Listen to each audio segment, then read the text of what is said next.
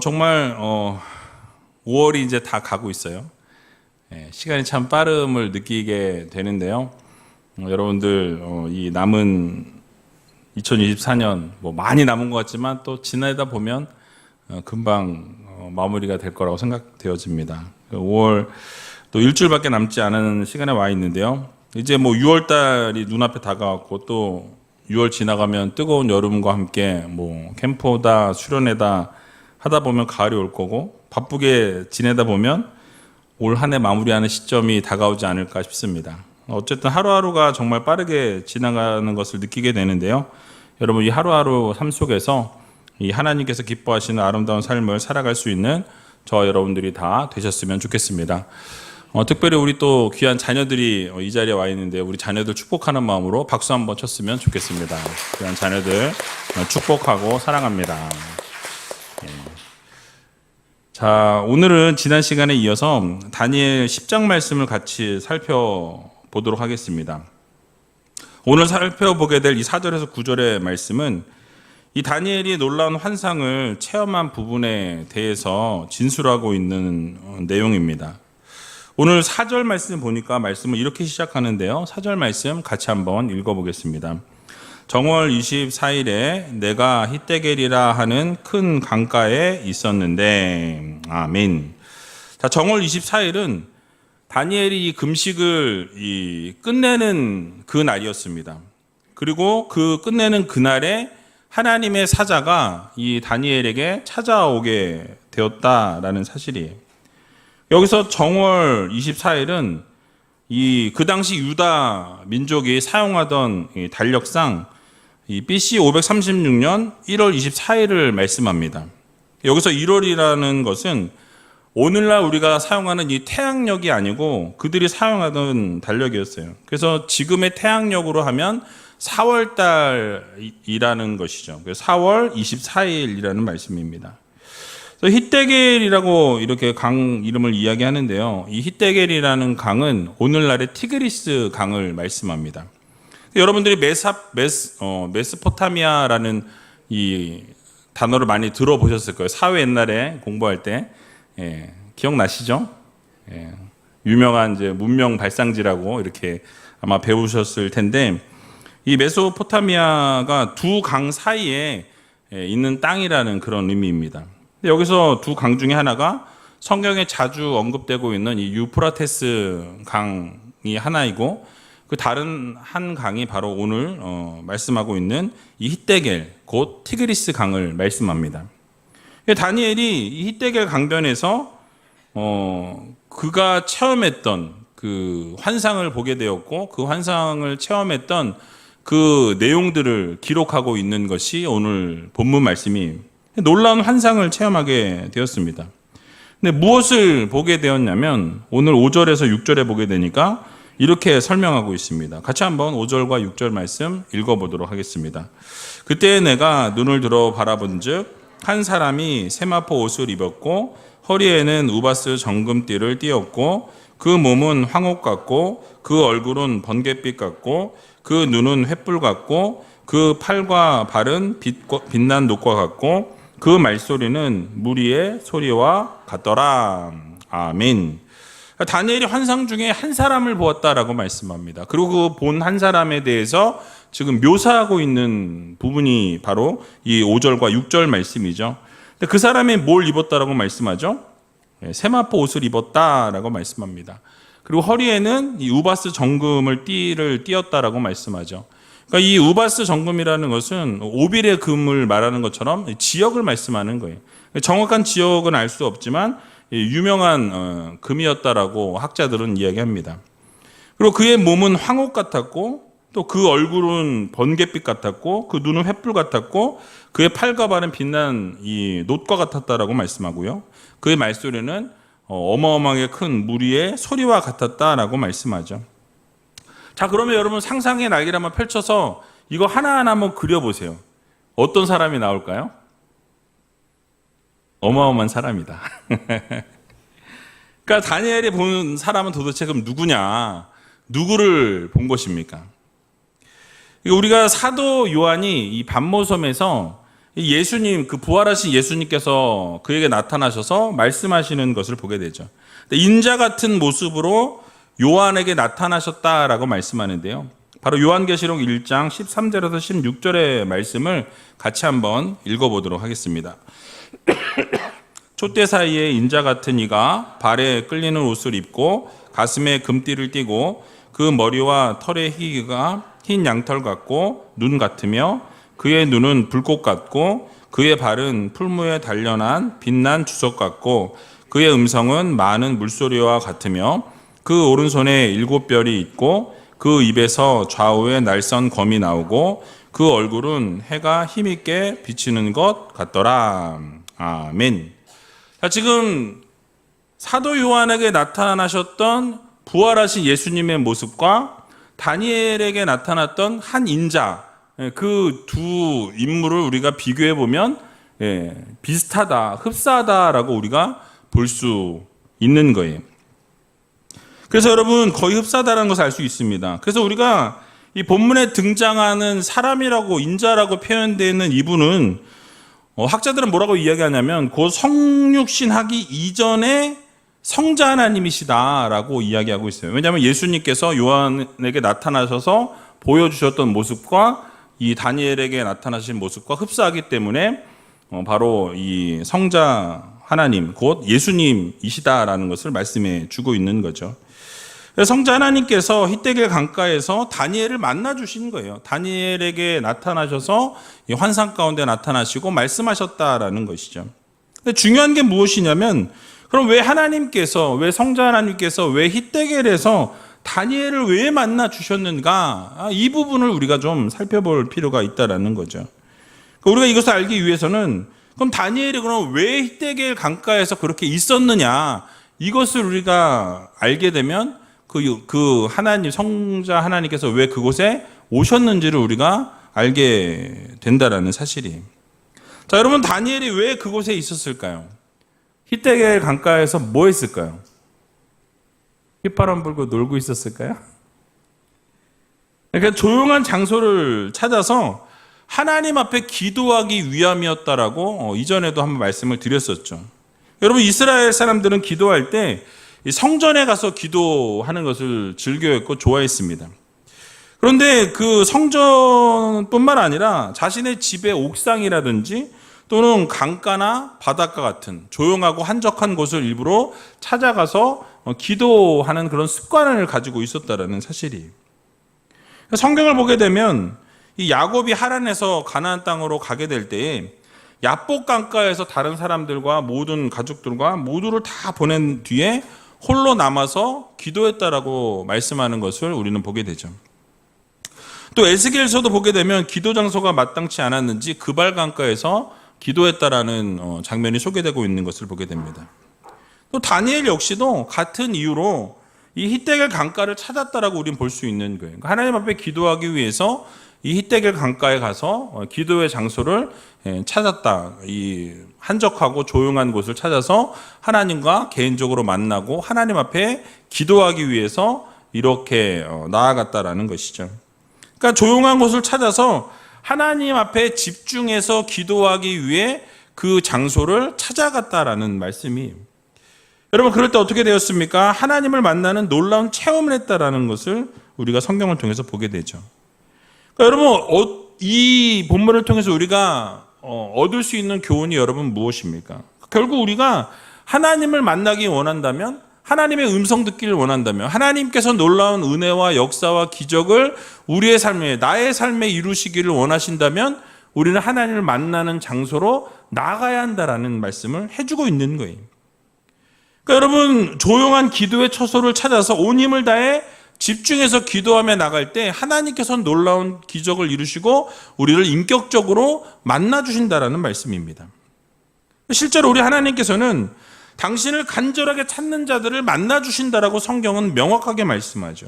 그러니까 하나님을 사모하고 간절하게 기도하는 자들을 찾아가셔서 만나주시고 또 때로는 역사를 이루시고 기적을 베풀어 주시고 치유와 회복을 이루시는 것을 우리는 보게 됩니다. 또 열심히 기도하던 기도의 제목들을 하나님께서 기억하셔서 결국 강력하게 하나님 앞에 간구하고 기도할 때 하나님께서 그 기도에 응답하시는 것을 우리는 보게 되는 거예요.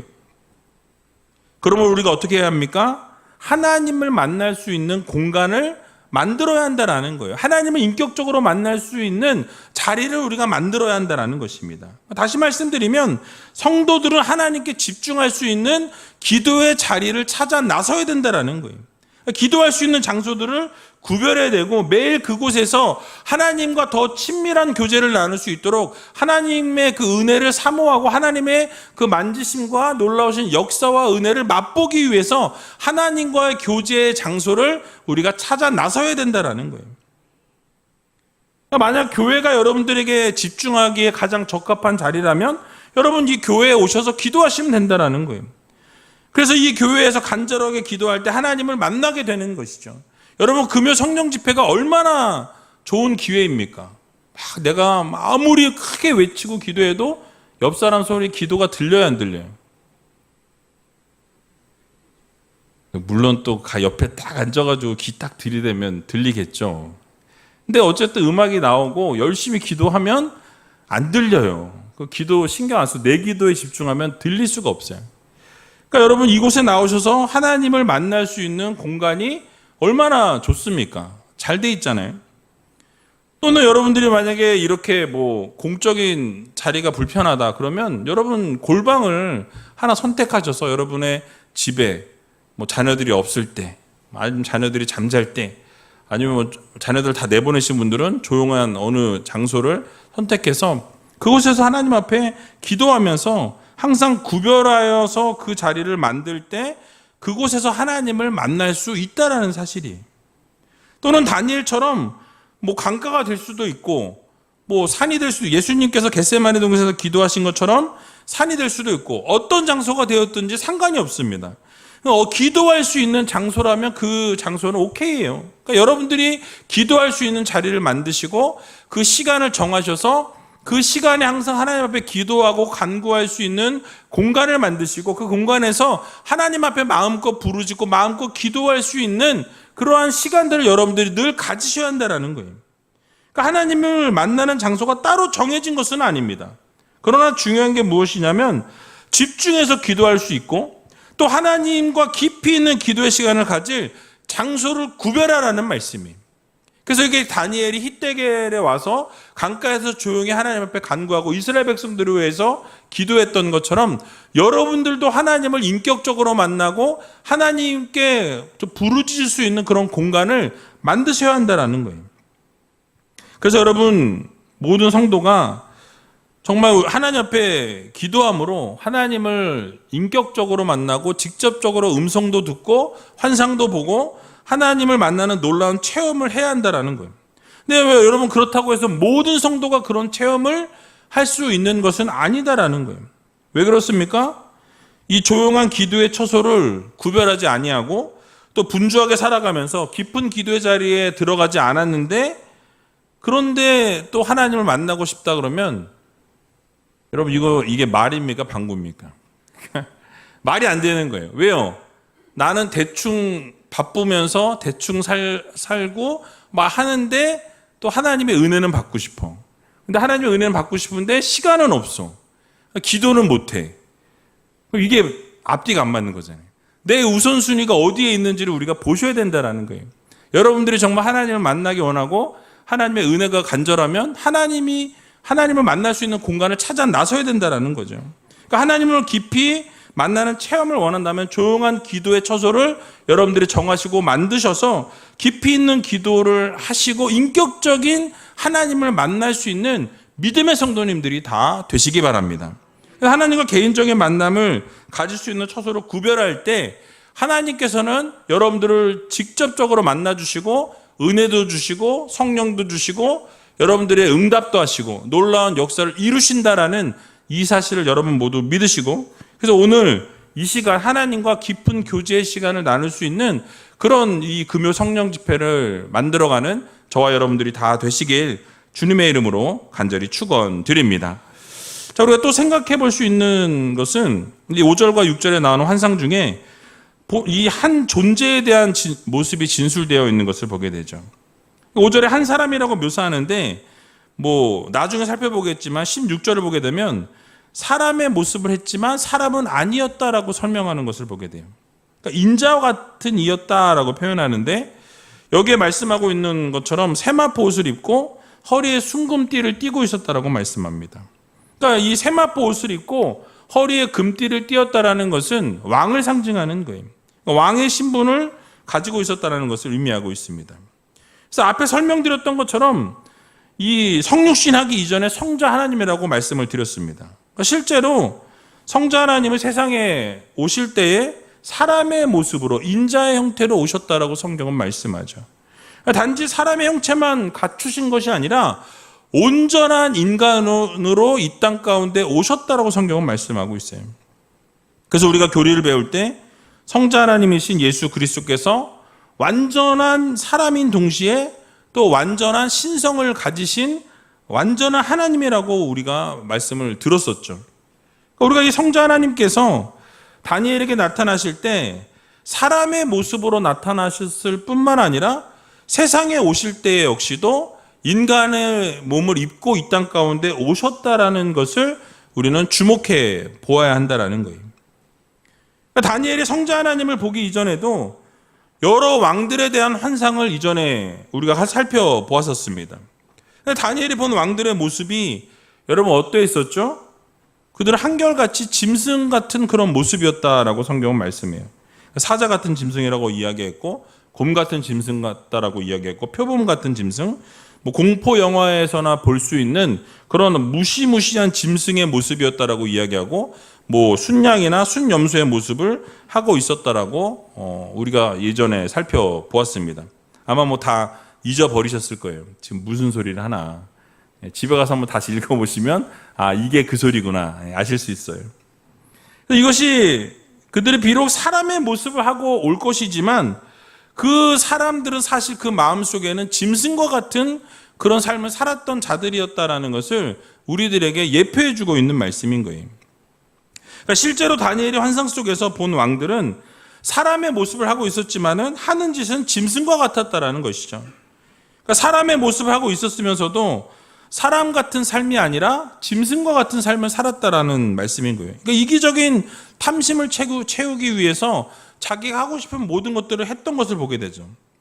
백성들을 착취했었고 다른 민족을 그냥 서슴없이 죽이는 것을 보게 됩니다. 무참하게 사륙했어요. 그들을 가리켜서 역사는 뭐라고 이야기합니까? 대단한 왕들이었다. 대왕이라고 호칭을 하고 대제라는 칭호를 주는 것을 우리가 보게 됩니다. 실상은 약육 강식의 원리를 따라서 자신들의 배를 채우려고 하는 인간의 탈을 쓴 어떻게 보면 짐승과도 같은 자들이었다라는 사실이에요. 자, 그런데 그들에 비해서 우리 예수님은 어떠십니까? 성자 하나님은 어떤 분이셨어요? 하나님께서는 인간을 사랑하셨습니다. 인간을 너무너무 사랑하셨다고 성경은 말씀하죠. 인간들을 이해하기 위해서 친히 신의 그것을 내려놓으시고 인간의 몸을 입고 이 땅 가운데 오셨다라고 성경은 말씀하고 있는 것을 보게 되죠. 그래서 인생의 짐을 친히 짊어지셨고 이 땅 가운데 오실 때도 가장 낮고 천한 자리로 오셨다라고 성경은 말씀하는 것을 우리는 보게 됩니다. 그래서 이 성자 하나님은 인간의 환난과 시련과 아픔을 다 이해하셨고 또 자기 영광을 위해서 착취의 대상으로 인간을 삼으신 것이 아니라 섬김의 대상으로 삼으신 것을 우리는 보게 되죠. 뿐만 아니라 뭘 하셨어요? 오셔서 우리의 죄를 용서하시고 영원한 죽음에 있었던 우리를 영원한 생명으로 옮겨주시는 것을 우리는 보게 됩니다. 자신의 고귀한 생명까지도 아끼지 아니하시고 어떻게 하셨어요? 십자가를 지시는 것을 우리는 성경을 통해서 보게 된다라는 거예요. 그러니까 여러분, 우리 예수님께서는 세상의 왕들과는 완전히 다른 왕이라는 거예요. 우리 주님께서는 섬김을 받기보다 섬기기를 원하셨고 자기 백성들을 위해서 자기 생명까지도 내어놓으신 분이 바로 우리 예수 그리스도이시라고 성경은 말씀합니다. 여러분, 이런 분이 우리의 왕이시기 때문에 우리는 참 행복한 백성이라는 거예요. 이럴 때 아멘이 나와야 되는데. 게다가 예수님께서는 지금도 성령님을 통해서 어떻게 하십니까? 우리와 친히 교제하기 원하시고 우리와 대화하기 원하시고 우리와 언제나 함께하기 원하시는 전지전능하신 하나님이시라고 성경은 말씀하고 있어요. 우리에게 찾아오셔서 우리의 간구를 들으시고 우리의 소원을 들어주시는 하나님이십니다. 여러분들의 고통을 아시고 상한 심령을 아신다라고 말씀하고 있어요. 그래서 이 일을 어루만져 주시고 위로하시고 치료해 주시고 회복시켜 주시는 하나님이심을 여러분 모두 믿으시기 바랍니다.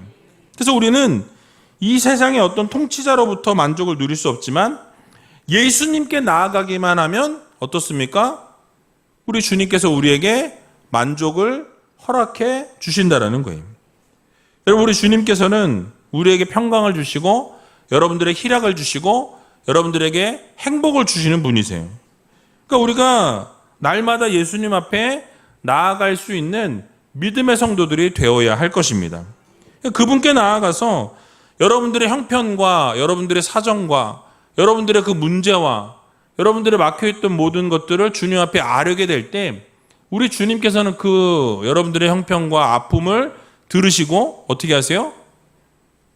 하나님의 때가 되어 하나님께서 이루신다라는 사실을 여러분들 모두 믿으시기 바랍니다. 그래서 여러분, 우리 주님께서는 언제 여러분들을 위로하시고 참 평안과 평강 가운데 함께 해주시는 하나님이심을 여러분 모두 믿으시기 바랍니다.